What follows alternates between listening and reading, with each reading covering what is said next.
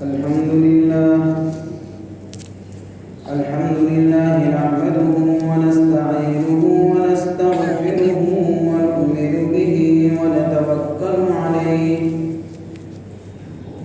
ونعوذ بالله من شرور أنفسنا ومن سيئات أعمالنا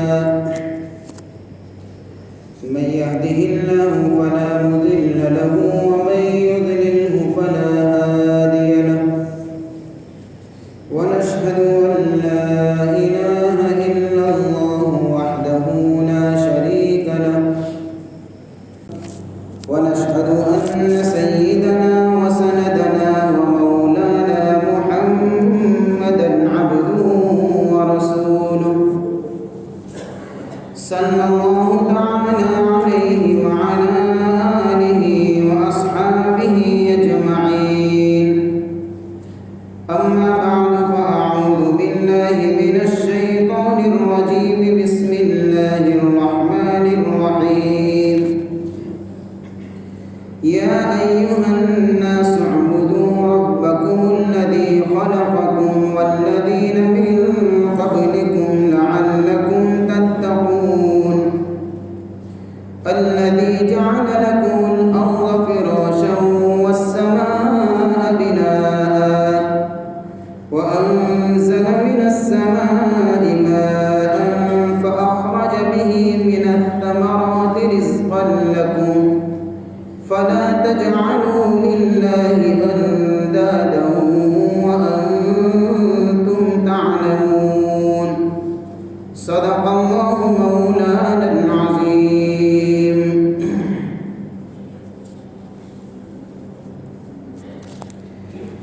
يا أيها الناس اے لوگو اعبدوا تم عبادت کرو ربکم اپنے رب کی الذی جس نے خلقکم تم کو پیدا کیا والذین اور جس نے من قبلکم تم سے پہلے لوگوں کو پیدا کیا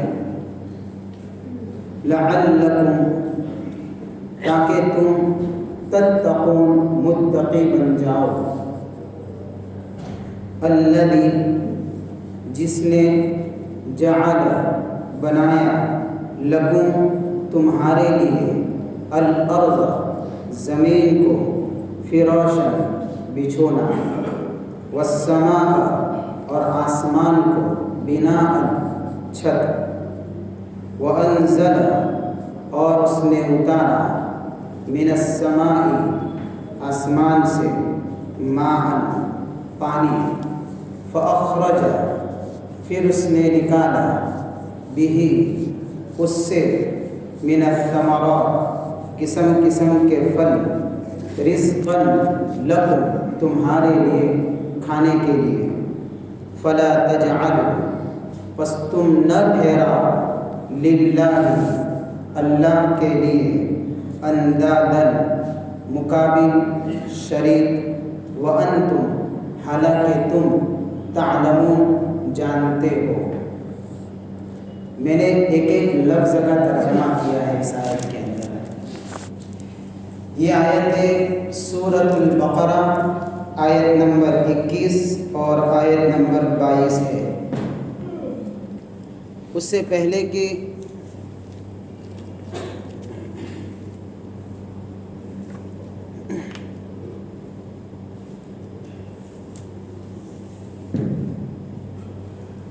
کہ 20 آیتوں کی تفسیر لاک ڈاؤن سے پہلے ہو چکی تھی. اس آیت کو سمجھنے کے لیے ضروری ہے کہ اس کا پہلے کا مضمون مختصر طریقے سے سمجھ لیا جائے. سورۃ الفاتحہ کی تفسیر بھی ہو چکی ہے. اس کے اندر اللہ نے اپنے بندوں کو سکھایا کہ اللہ سے صراط مستقیم یعنی ہدایت کی دعا مانگو. اہدنا الصراط المستقیم۔ لہذا ہر نماز کے اندر جو بھی کوئی بندہ پڑھتا ہے گویا کہ وہ سب سے بڑی ضرورت ہے ہدایت، اس کی دعا مانگتا ہے۔ پھر اللہ نے جس ہدایت کی دعا مانگی تھی اس کے جواب کے اندر اور اس دعا کے جواب میں اللہ نے فرمایا ذالک الکتاب لا ریب فیہ ھدی للمتقین، کہ تم جس صراط مستقیم اور ہدایت کی دعا مانگتے ہو تو یہ لوگ کتاب ہے میری، یہ ایسی کتاب ہے جس میں کوئی شک نہیں ہے، یہی وہ ہدایت نامہ ہے، اول سے لے کر آخر تک اس کے مضامین کے مطابق جو چلے گا وہ ہدایت کی راہ پر چلے گا۔ اس کے بعد اللہ تعالیٰ نے اس ہدایت کو قبول کرنے اور نہ کرنے کے اعتبار سے 3 جماعتوں کا ذکر فرمایا۔ ایک جماعت مومنین اور متقین کا ذکر فرمایا، یعنی جنہوں نے اس ہدایت کو ظاہر اور باطن دونوں اعتبار سے قبول کیا۔ پھر اس کے بعد اللہ تعالیٰ نے اوپر کی 3 آیتوں میں 5 آیتوں میں مومنین اور متقین کا ذکر فرمانے کے بعد آگے کی آیت نمبر 6 اور 7 میں اس گروہ کا ذکر فرمایا جس گروہ نے اس ہدایت کا انکار کر دیا اور اس کی مخالفت کی، ظاہری اعتبار سے بھی اور باطنی اعتبار سے بھی، یعنی کافروں کا ذکر فرمایا۔ پھر اس کے بعد آیت نمبر 8 سے لے کر آیت نمبر 20 تک اس گروہ کا ذکر فرمایا کہ جس نے اپنی دنیاوی اغراض کے لیے اور اپنی دنیاوی ضروریات کے لیے زبان سے تو ہدایت کا اقرار کیا لیکن دل کے اندر کفر کو چھپایا، جس کو ہم منافق کہتے ہیں، اس گروہ کا ذکر فرمایا آیت نمبر 8 سے لے کر آیت نمبر 20 تک۔ ان 3 گروہ کا ذکر فرمانے کے بعد ایک اشارہ دیا کہ لوگوں کے اندر تقسیم جو ہوگی وہ قوم کے نام پر نہیں ہوگی اور رنگ اور نسل کے نام پر نہیں ہوگی، زبان کے نام پر نہیں ہوگی۔ قوموں کی تقسیم مذہب کے نام پر ہوا کرتی ہے۔ جس نے اللہ اور اس کے کلام کے ہدایت کو قبول کیا وہ ایک قوم کہی جائے گی، چاہے وہ کہیں کا بھی رہنے والا ہو، وہ حزب اللہ ہے، وہ اللہ کی جماعت ہے، وہ اللہ کا گروہ ہے۔ اور جس نے اللہ اور اس کی طرف سے آنے والے پیغام کا انکار کیا وہ دوسری قوم کہی جائے گی، وہ حزب الشیاطین ہوں گے، یعنی شیطانی گروہ ہوگا۔ اس طریقے سے قوموں کی تقسیم کی جاتی ہے، رنگ، زبان اور نسل کی بنیاد پر قوموں کی تقسیم نہیں ہوا کرتی ہے۔ یہ اشارہ دیا اس کے اندر۔ ان 3 کا ذکر فرمانے کے بعد، 3 گروہ کا ذکر فرمانے کے بعد اب جو میں نے آیت پڑھی اس کے اندر عام ذکر ہے، یعنی تینوں گروہ کو پکارا جاتا ہے اور تینوں گروہ کو کہا جاتا ہے یا ایھا الناس، اے لوگو۔ اس میں مومنین متقین والی جماعت بھی آ گئی اور کافرین کی جماعت بھی آ گئی اور منافقین کی جماعت بھی آ گئی۔ یا ایھا الناس کہا تو سارے ہی لوگ آ گئے، بلکہ پوری انسانیت آ گئی۔ اور یوں کہا جاتا ہے اے دنیا کے لوگوں، اگر تم واقعی انسان ہو اور اپنے انسانیت کی حفاظت کرنا چاہتے ہو تو رب کے پیغام کو سنو، اعبدو، اپنے رب کی عبادت کرو، یہ زندگی کا سب سے پہلا کام ہے۔ اللہ کی عبادت یعنی توحید کو بیان کیا جا رہا ہے اس آیت کے اندر، اور توحید بھی صرف توحید بیان نہیں کی گئی، توحید کے اوپر دلائل بھی بیان کیے گئے اور ایسے مضبوط دلائل دیے ہیں کہ کوئی بھی ان دلیلوں کو توڑ نہیں سکتا ہے، تاکہ توحید مضبوطی سے ثابت ہو جائے۔ تو تینوں گروہ کو کہا جاتا ہے اور دنیا کے انسانوں کو کہا جاتا ہے کہ اے لوگوں، اگر تم انسان ہو اور اپنی انسانیت کی حفاظت چاہتے ہو، واقعی میں تم انسان بن کر زندگی گزارنا چاہتے ہو، تو تو اپنی زندگی کا پہلا کام یہ ہے کہ صرف اور صرف اگر کسی کی عبادت کی جائے گی وہ ایک اللہ ہے، رب العالمین ہے، اسی کی عبادت کی جائے گی، اس کے سوا کسی اور کی عبادت جائز نہیں ہے۔ کس کو کہتے ہیں عبادت؟ عبادت کہتے ہیں کہ بندہ اللہ کی محبت اور عظمت کا استحضار کرتے ہوئے، اس کو قادر مطلق سمجھتے ہوئے، اس کو مختار کل سمجھتے ہوئے، اس کو علیم کل سمجھتے ہوئے، اس کو نفع نقصان کا مالک سمجھتے ہوئے، اپنے آپ کو عاجز اور بے بس سمجھتے ہوئے اس کے سامنے جھکنے کا نام عبادت ہے۔ اس طریقے سے اگر عبادت کی جائے گی تو صرف ایک اللہ کی ذات ہے، باقی کسی کی عبادت جائز نہیں ہے۔ اس لیے دوسری جگہ کے اوپر اللہ تعالیٰ نے زندگی کا مقصد بیان فرمایا، وَمَا خَلَقْتُ الْجِنَّ وَالْإِنسَ إِلَّا لِيَعْبُدُونَ۔ کیوں پیدا کیا ہے؟ جنات اور انسانوں کو اس لیے پیدا کیا ہے تاکہ وہ رب کی عبادت کرے۔ اعبدوا ولا تشرکوا به شیئا، اللہ کی عبادت کرو، اس کے ساتھ کسی کو شریک نہ بناؤ۔ اور اس سارے نبیوں کی دعوت تھی، جس نبی کو بھی اللہ نے اس دنیا میں بھیجا ہے، ہر نبی کو یہ دعوت لے کر بھیجا ہے۔ اس لیے قرآن دوسری جگہ پر کہتا ہے وَمَا أَرْسَلْنَا مِن قَبْلِكَ مِن رَّسُولٍ إِلَّا نُوحِي إِلَيْهِ أَنَّهُ لَا إِلَٰهَ إِلَّا أَنَا فَاعْبُدُونِ۔ جتنے بھی رسول آئے آپ سے پہلے، ان کی طرف جس بات کی وحی کی گئی وہ بات یہی تھی، لا الہ الا انا، میرے علاوہ کوئی عبادت کے لائق نہیں ہے، میرے علاوہ کوئی پرستش کے لائق نہیں ہے، میرے علاوہ کوئی سجدے کے لائق نہیں ہے، فاعبدون، لہذا میرے سامنے جھکا کرو۔ یہ سارے نبیوں کی دعوت تھی، اعبدو، عبادت، ربکم، اپنے رب کی عبادت کرو۔ کیوں کرے عبادت؟ اللہ کی عبادت کیوں کرے؟ اس کے اوپر دلائل سنیے، بڑے مضبوط دلائل ہیں۔ ربکم، پہلی بات تو یہ کہ وہ تمہارا رب ہے۔ رب کس کو کہتے ہیں؟ رب کہتے ہیں پرورش کرنے والا، یعنی کسی چیز کو درجہ بدرجہ، اسٹیپ بائی اسٹیپ اس چیز کو تربیت میں لانا، آگے بڑھانا، اس کی پرورش کرنا اس انداز سے کہ یہ چیز اپنے کمال تک پہنچ جائے، یہ رب ہے، اس کو رب کہتے ہیں۔ یعنی وجود تو بخشا، اس کے بعد اس چیز کے بقا کا سامان جو کرے وہ رب ہے۔ اس لیے بڑی عجیب بات ہے کہ اس آیت کے اندر اللہ کے جتنے نام ہیں ان ناموں میں سے ایک نام کا ذکر کیا ہے اور وہ ہے رب۔ باقی ناموں کا ذکر اس میں کیوں نہیں ہوا؟ اسی بات کو سمجھانے کے لیے کہ رب یعنی کیسی ذات ہے، وہ کس طریقے سے تربیت کرنے والا ہے، وہ کس طریقے سے پرورش کرنے والا ہے، وہ کس انداز سے نظام عالم کو چلانے والا ہے۔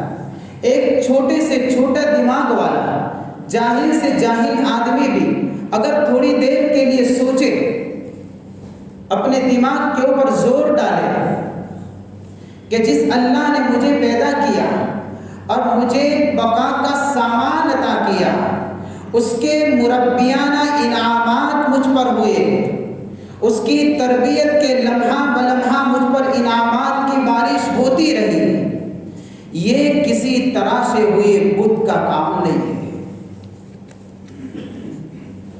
یہ کسی ہاتھ کی بنائی ہوئی مخلوق کا کام نہیں ہے کہ کوئی اس کام کو انجام دے سکے، اس لیے کہ ہاتھوں سے بنائے ہوئے بت اور ہاتھوں سے بنائی جانے والی مخلوقات وہ خود اپنے وجود میں ایک رب العالمین کے محتاج ہے، اور جو محتاج ہوتا ہے وہ کسی اور محتاج کی ضرورت کو پوری نہیں کر سکتا ہے۔ اس لیے اللہ نے رب کا لفظ استعمال فرمایا ہے۔ تو رب کا لفظ استعمال فرما کر جو دعویٰ کیا گیا عبادت کا، اس کے اوپر دلیل بھی دے دی کہ کیوں عبادت کرے، اس لیے کہ وہ ہمارا خالق ہے، ہمارے نفع نقصان کا مالک وہ ہے، ہماری زندگی کے ڈور اس کے ہاتھ میں ہے، وہ قادر مطلق ہے، وہ مختار کل ہے، سب کچھ اس کی مرضی سے ہوتا ہے، لہذا پرستش کے لائق تو وہی ذات ہوگی جو کسی کے محتاج نہیں ہے۔ خلقکم والذین من قبلکم، رب کی دوسری صفت بیان کی جا رہی ہے۔ وہ رب کیسا ہے کہ اس نے تم کو اور تم سے پہلے لوگوں کو پیدا کیا۔ انسان اپنی پیدائش کے اوپر غور کرے، ایک تو ہے شان ربوبیت اللہ کی کہ نظام عالم کو چلانے کے لیے، چیزوں کے وجود کو باقی رکھنے کے لیے اس کے بقا کا سامان کرنا، اور ایک ہے چیزوں کو وجود میں لانا، نہ ہو اور اس کو وجود میں لانا، ذرات کے اندر بکھرا ہوا ہو اور اس کو ایک بہترین حسین اور خوبصورت شکل کے اندر وجود میں لانا۔ یہ کون کرتا ہے؟ ایک قطرے بے جان کے اندر کس نے جان ڈالی؟ ایک قطرے بے قیمت کے اندر کس نے جان ڈالی؟ اس قطرے کے اوپر کس کی کاریگری ہے؟ اس کے اوپر کس کی قدرت ہے کہ کس نے پیدا کیا کہ ایک پانی کے قطرے سے ایک انجینئر کو دیکھا جائے، اگر اس کو کہا جائے کہ تو اگر انجینئر ہے تو دریا کے اوپر نقشہ بنا کر دکھا، دنیا کا کوئی انجینئر نہیں بنا سکتا، پانی پر کوئی نقشہ نہیں بنا سکتا، یہ وہ خالق ہے کہ اس نے پانی پر نقشہ بنایا اور حسین و جمیل انسان بنایا ہے۔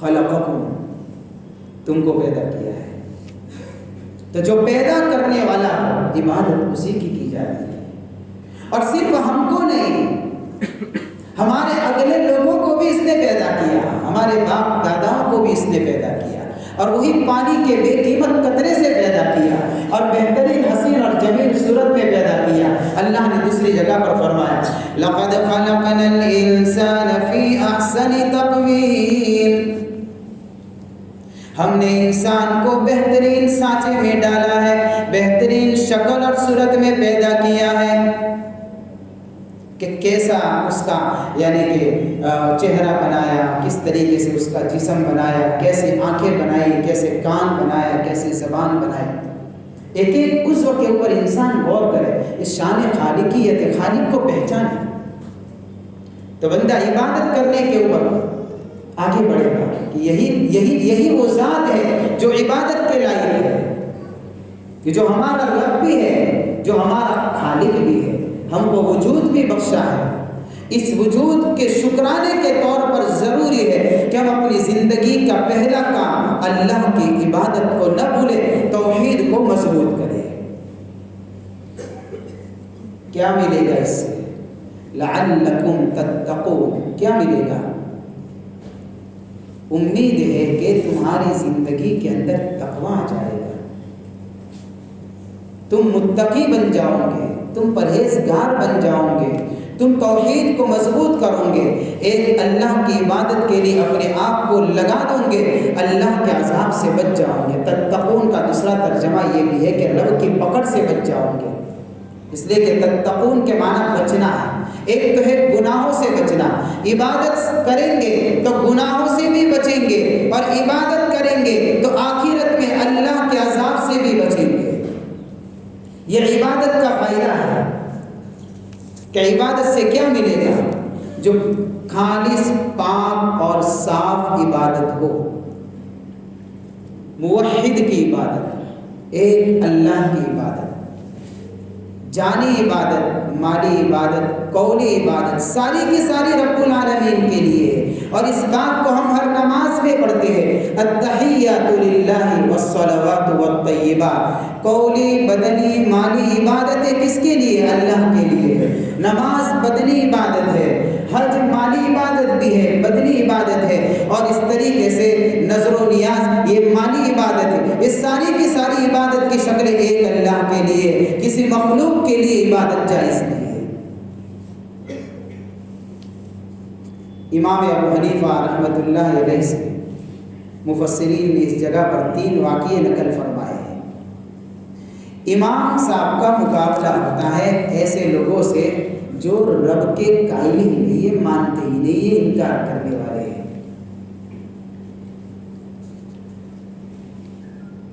تو انہوں نے امام صاحب سے کہا کہ آپ کے پاس اللہ کے وجود پر کوئی دلیل ہے؟ ہم تو نہیں مانتے ہیں۔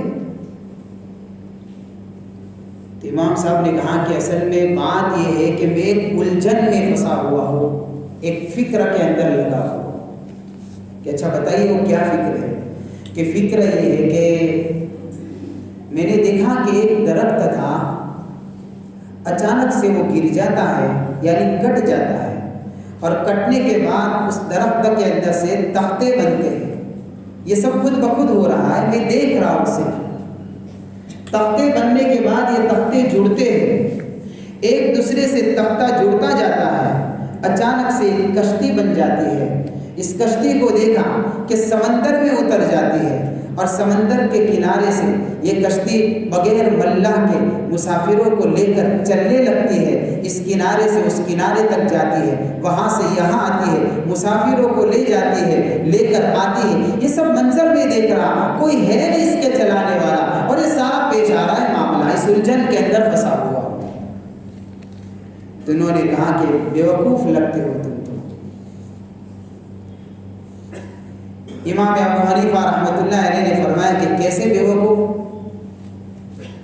کہ عقل تو لگاتے، یہ درخت خود سے کٹا، تختے بنے، کشتی بنی، سمندر میں چلی، مسافروں کو اٹھایا، دوسرے کنارے تک پہنچایا، یہ بغیر کسی چلانے والے اور بنانے والے کے بنی کیسے اور چلی کیسے؟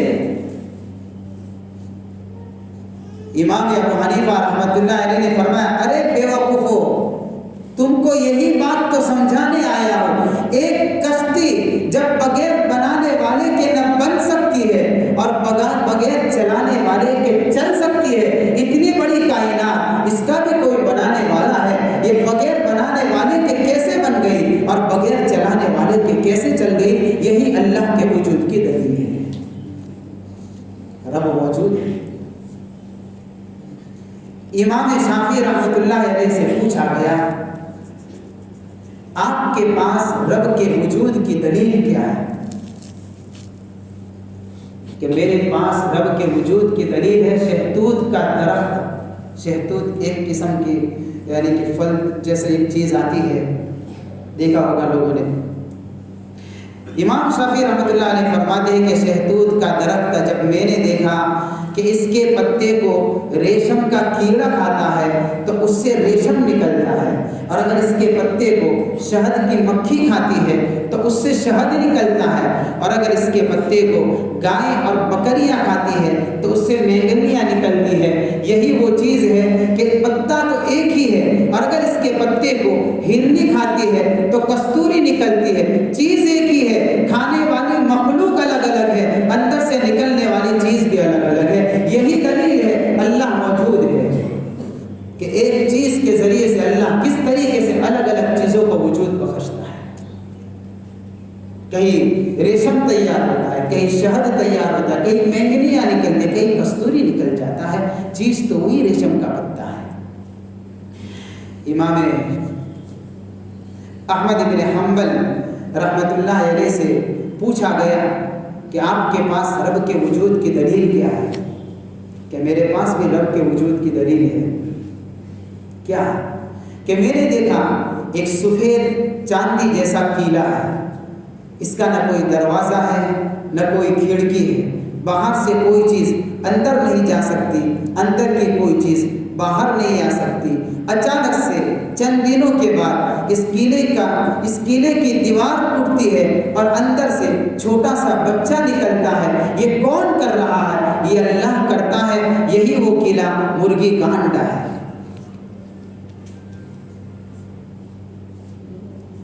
کہ اس کے اندر نہ ہوا جانے کا راستہ ہے نہ رزق پہنچانے کا کوئی راستہ ہے، لیکن اس کے اندر اللہ تعالیٰ ایک جاندار چیز کو پیدا کرتا ہے۔ یہی اللہ ہے، یہ ایک اللہ کا قائل ہونا، یہ توحید ہے۔ تو اللہ تعالیٰ نے توحید کے اوپر ایک دلیل تو یہ دی کہ وہ رب ہے اس لیے وہ عبادت کے لائق ہے، اور وہ خالق ہے اس لیے وہ عبادت کے لائق ہے۔ آگے تیسری دلیل دی جاتی ہے توحید کے اوپر، الذی جعل لکم الارض فراشا، جس نے تمہارے لیے زمین کو بچھونا بنا دیا. جس زمین کے اوپر ہم چلتے ہیں، ذرا تھوڑی دیر کے لیے سوچیں، زندگیاں گزر گئی، کیسی زمین اللہ نے بنائی ہے. اتنی نرم نہیں کہ دلدل کی طرح ہو کہ پیر اندر چلے جائے، نہ اتنی سخت ہے کہ ضرورت پر جب اس کو کھودنا پڑے تو لوہے کی طرح سخت ہو جائے، اس سے کام نہ نکال سکے. اس زمین کو کس نے بنایا اور اس کی تاثیرات الگ الگ ہیں. کسی زمین کی مٹی کو سرخ بنایا، کسی زمین کی مٹی کو کالا بنایا، کہیں لال پہاڑ ہے، کبھی رنگ برنگی پہاڑ ہے. یہی تو وہ زمین ہے. کہیں پتھریلی زمین بنائی، کہیں نرم زمین بنائی. یہ زمین کے مختلف تاثیرات، یہ زمین کو اس انداز سے کس نے بچھایا ہے؟ یہ ایک اللہ ہے. اللہ کے علاوہ کوئی نہیں ہے جو اس زمین کو اس انداز سے بچھا سکے. اس لیے یہ دلیل ہے کہ اللہ ہے، اللہ ہی عبادت کے لائق ہے. رب کے سوا کوئی زمین کو بچھا نہیں سکتا ہے. نہ کسی بت کا کام ہے، نہ کسی مخلوق کا کام ہے. جعل لکم الارض فراشا. اور دوسری دلیل والسماء بناء، اور آسمان کو چھت کس نے بنایا؟ یہ آسمان چھت کی جگہ پر ہے. اس کے اوپر سورج، چاند، ستارے، سیارے لگا کر لائٹنگ کس نے کی؟ بغیر ستون کے کس نے کھڑا کیا؟ دوسری جگہ پر اللہ نے فرمایا وَجَعَلْنَا السَّمَاءَ سَقْفًا مَحْفُوظًا. ہم نے آسمان کو محفوظ چھت بنایا. تو کس نے بنایا؟ وَهُمْ عَنْ آيَاتِهَا مُعْرِضُونَ. پھر بھی وہ ہماری آیتوں سے اعراض کرتے ہیں. اتنی بڑی نشانیاں نظر نہیں آتی. اگر ان نشانیوں پر غور کریں گے، رب کو پہچان لیں گے کہ ایسا بغیر کسی ستون کے سیاروں سے، ستاروں سے، سورج اور چاند سے اس کو مزین کر کے بہترین انداز میں نیلے رنگ کے آسمان کو کس نے بنایا ہے؟ وہ ایک اللہ جس نے بنایا. عبادت کے لائق پھر وہی ہے. وَأَنزَلَ مِنَ السَّمَاءِ مَاءً. تیسری دلیل دی جا رہی ہے، اس آسمان سے پانی کو کس نے برسایا؟ یہ کون برساتا ہے؟ اس ایک جگہ پر اللہ نے فرمایا أَأَنْتُمْ أَنزَلْتُمُوهُ مِنَ الْمُزْنِ أَمْ نَحْنُ الْمُنزِلُونَ. ارے بتاؤ تو صحیح، ان سفید بادلوں کے اندر سے بارش کون برساتا ہے؟ وہ تم برساتے ہو یا ہم برساتے ہیں؟ کہ اتنے بڑے آسمان سے اللہ تعالیٰ نے بارش کا نظام ایسا چلایا. یہ اوپر سے بارش برستی ہے اور زمین کے اندر جاتی ہے. یہ کون کرتا ہے؟ ایک اللہ کرتا ہے. کسی کی طاقت نہیں ہے کوئی بارش برسا سکے، کوئی ٹیکنالوجی نہیں کہ کام کر سکے.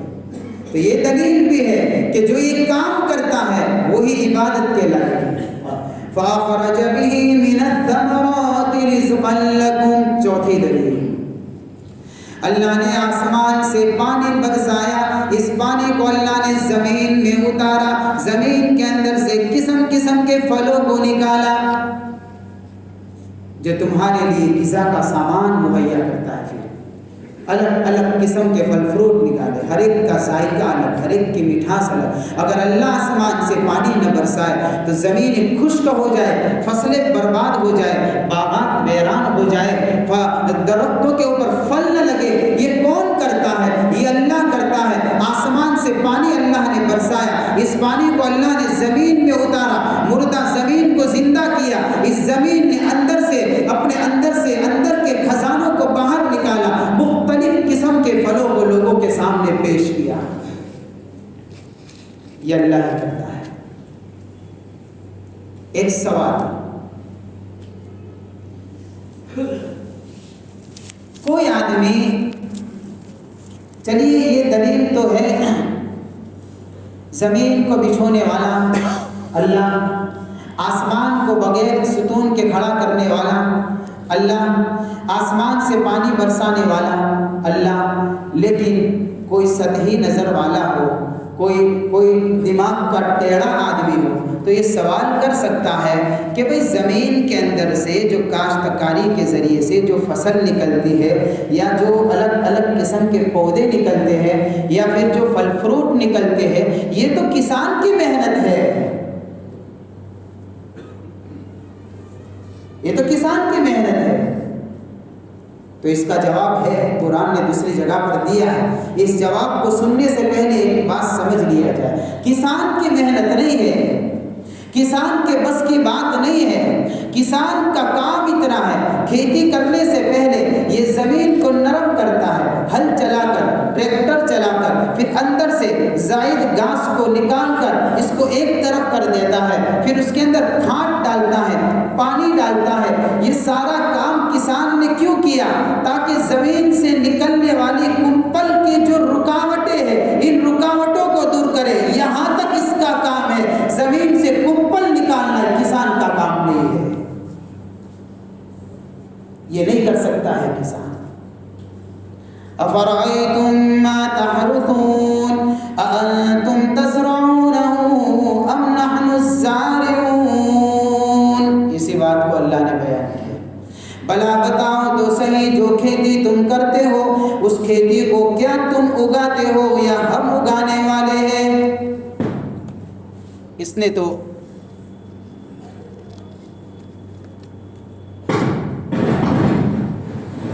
تو زمین کے اندر ایک دانہ ڈالا، اس کے بعد یہ دانہ زمین کے اندر مٹی میں مل گیا، گل سڑ گیا، اس کا بس ختم ہو گیا۔ اس زمین سے نکلنے والی کمزور سی کمپل ہوتی ہے، مضبوط زمین کو پھاڑ کر نکالا وہ ایک ہی کمپل ہوتی ہے، یہ کمپل بھی نکلتی ہے، اس بات کی گواہی دیتی ہے اللہ ایک ہے۔ اس لیے زمین کے اندر سے چیزوں کا اگانا یہ کسان کا کمال نہیں ہے۔ کسان کا بس تو یہاں تک چلتا ہے کہ زمین سے نکلنے والی فصل جو ہے اس کی رکاوٹوں کو صرف دور کرے، بس اتنا ہی کام ہے اس کا۔ اس لیے آگے اللہ پھر فرماتے ہیں فَلَا تَجْعَلُوا لِلَّهِ أَنْدَادًا وَأَنْتُمْ تَعْلَمُونَ۔ یہ سارے دلائل موجود ہیں، پرورش کرنے والا اللہ رب العالمین، پیدا کرنے والا رب العالمین، زمین کو بچھانے والا اللہ رب العالمین، آسمان کو پھیلانے والا اللہ رب العالمین، پانی کو برسانے والا اللہ رب العالمین ہے، زمین سے نکلنے والے قسم قسم کی غذائیں یہ رب العالمین ہے۔ اس کے ان کاموں کے اندر کوئی دوسرا شریک نہیں، لہذا عبادت میں بھی کوئی شریک نہیں ہوگا۔ وَأَنْتُمْ تَعْلَمُونَ، تم تو جانتے ہو اس بات کو۔ کسی کو بھی پوچھ لیجئے، برادران وطن سے سوال تو کریے کبھی کہ اتنا تو بتاؤ، جس زمین پر تم چلتے ہو زمین کس نے بچھائی ہے؟ جس آسمان کے نیچے تم جیتے ہو آسمان کس نے پھیلایا ہے؟ جس بارش کے پانی سے تم اپنی فصل کو اگاتے ہو بارش کا پانی کس نے اتارا ہے؟ تمہارے کھیتوں کے اندر فصل زمین کے اندر سے نکلی ہے وہ کس نے نکالی ہے؟ یہ زمین فرش ہے، آسمان چھت ہے، پوری کائنات ایک مکان ہے، سورج چاند ستارے سیارے اس کی روشنی ہے، اور دنیا کے شجر حجر یہ انسان کے خادم ہے، اور قسم قسم کی نعمتیں یہ اللہ کی طرف سے سجائی ہوئی دسترخوان کے اوپر الگ الگ قسم کی غذائیں ہیں۔ اللہ فرماتے ہیں یہ رب کا مکان، یہ چھت آسمان کی، فرش اللہ کا، اور ساری مخلوقات انسان کی خدمت کے لیے حاضر، قسم قسم کی غذائیں تیرے دسترخوان پر موجود۔ رب کو پہچان، اپنی زندگی کو ایک اللہ کے پیچھے لگا دے۔ یہ ہے، یہ توحید ہے جو اللہ نے اس آیت کے اندر، آیت نمبر 21 اور آیت نمبر 22 کے اندر بیان فرمائی ہے۔ آگے رسالت کے مسئلے کو ثابت کیا جائے گا جو انشاءاللہ آئندہ کل آپ کے سامنے رکھنے کی کوشش کروں گا۔ بھائی تفسیر تو کوشش یہ کروں گا میں کہ 11:15 سے لے کر 12:15 بجے تک ہی تفسیر کروں، کیونکہ بہت ساری ذمہ داریاں ہیں میرے اوپر، اب پوری ذمہ داریوں کو نبھانا ہے۔ امامت کی ذمہ داری ہے، تراویح کی ذمہ داری ہے، آج جمعہ تھا تو جمعہ کے بیان کی ذمہ داری ہے، پھر یہ تفسیر ہے، تفسیر بیان نہیں ہے کہ سیدھے آ کر بیٹھ گئے بول دیا، نہیں، اس کو تیار کرنے کے لیے مجھے کئی تفاسیر دیکھنی پڑتی ہے، اس کے پیچھے کئی وقت لگانا پڑتا ہے، تو بڑا دماغ بھی تھک جاتا ہے، جسم بھی تھک جاتا ہے۔ اس لیے کوشش یہی کروں گا کہ صرف آدھا گھنٹہ رہے۔ یہ بات الگ ہے کہ بات لمبی ہو جائے تو کچھ اوپر منٹ بڑھ جائے گی، ورنہ وہی 11:15 سے 12 بجے کے بیچ میں انشاءاللہ تفسیر کو ختم کرنے کی کوشش کریں گے۔ اس لیے سارے حضرات سے گزارش ہے کہ وقت کی پابندی کریں اور اس وقت پر حاضری دینے کی کوشش کریں، انشاءاللہ بہت بڑا فائدہ ہوگا۔ اللہ عمل کی توفیق عطا فرمائے۔